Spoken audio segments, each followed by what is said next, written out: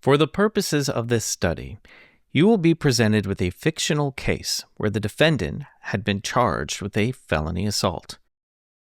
Before reading the facts of the case, you will watch this video, which contains typical jury instructions. Watch the video carefully and keep the information in mind as you move forward.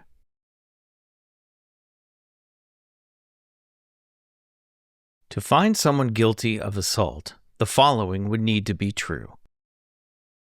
The defendant performed an act that would directly and probably result in applying force to another person. The defendant did that act willingly, on purpose. When the defendant acted, they understood, as any reasonable person would, that their action would likely result in the application of force to someone. When the defendant acted, they had the present ability to apply force to someone. The defendant did not act in self-defense or in the defense of someone else. Remember, someone commits an act willfully when they do it on purpose. It is not required that they intend to break the law, hurt someone else, or gain any advantage. Your job is to look at the facts of this case and apply the law as instructed.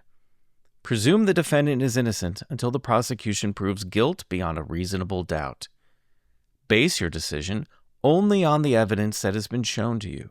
Do not rely on media accounts, personal opinions, or thoughts about factors not presented in court. Each juror must reach their own decision and follow the law even if you personally disagree.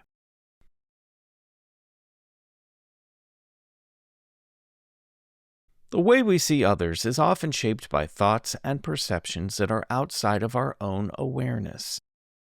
These thoughts and perceptions, called implicit biases, are a natural part of how the brain processes information. An example of this may be hiring employees with ethnically similar names without consciously realizing it. Nearly everyone has implicit biases. Unfortunately, these biases can hurt our ability to be fair and objective. Because these thoughts operate outside of our conscious thinking, they may affect our decisions in ways we don't realize. While implicit biases aren't our fault, it is our responsibility to recognize how they may be impacting the fairness of our decisions.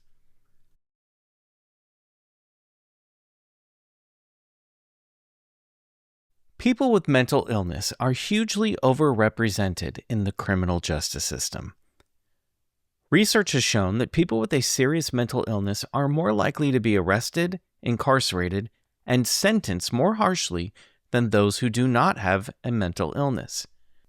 The differences in how people with mental illness are treated in the criminal justice system compared to those who do not have a mental illness has much more to do with negative biases against them rather than any differences in behavior. Mental illness includes a wide range of conditions that affect mood, thinking, and behavior. Nearly 1 in 5 adults in the U.S. live with a mental illness each year. Many are able to manage their symptoms effectively with treatment and live full and productive lives. Let's look at some common myths that show up in courtroom settings. Myth: defendants who have a mental illness are likely to lie about or fake their symptoms to avoid punishment. Fact: most of the people with mental illness who appear in court are genuinely experiencing symptoms. While the faking of symptoms can occur, it is much less common. Myth: a person with mental illness is more likely to commit violent crimes. Fact: people with mental illness are more likely to be victims of violence than perpetrators. A mental health diagnosis does not automatically mean someone will become violent. Myth: mental illness makes someone more dangerous or unpredictable. Fact: while symptoms may affect behavior, mental illness does not automatically make someone more prone to violence or unable to control their actions. These kinds of assumptions can cause jurors to overestimate a defendant's guilt or threat, or underestimate their credibility.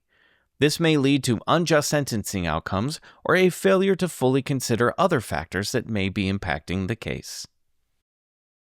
Take a minute to imagine that a close friend or family member has been diagnosed with a serious mental illness. Think of the struggles they must deal with on a daily basis and the stigma they must receive from the outside world. Now imagine that person has been accused of a crime. Would you want the jury to judge them based on their potentially negative views of mental illness or the actual evidence of the case? Now imagine that you were the one accused of a crime while dealing with a mental illness. How would you hope others understood your actions and intentions? Would you trust a jury to not let their negative perceptions of your mental illness skew their decision-making? Remember, awareness of our implicit biases is critical in ensuring fairness in the courtroom.